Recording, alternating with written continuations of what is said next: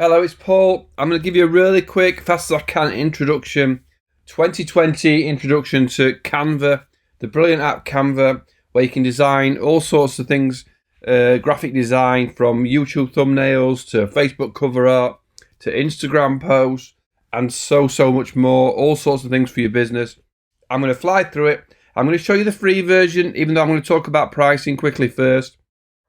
But it is 100% free for what I'm going to show you.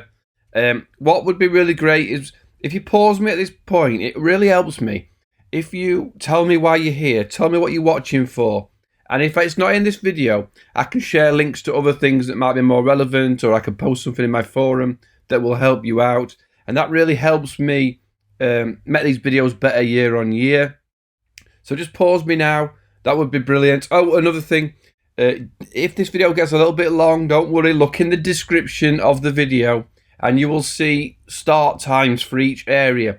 So if you want to do a YouTube thumbnail in Canva, look in the description. There will be a timestamp for when that starts.